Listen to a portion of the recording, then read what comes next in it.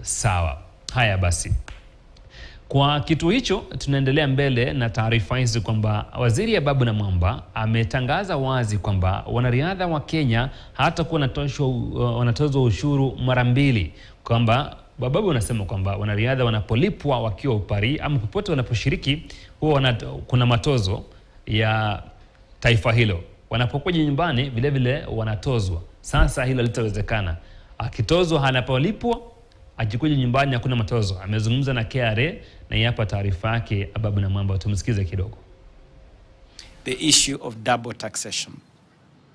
Our athletes have always raised the concern that when they win any earnings in foreign lands, they pay taxes at source. If you win something in Paris and you are paid something, it is taxed at source.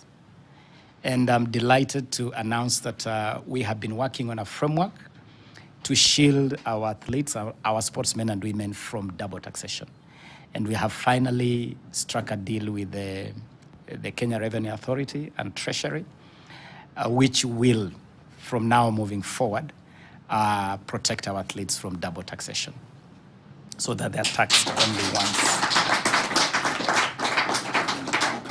And so our athletes, our sportsmen and women moving forward, you should count that as one big victory for us, because we want to continue giving our sportsmen and women the assurance that this country cares for you.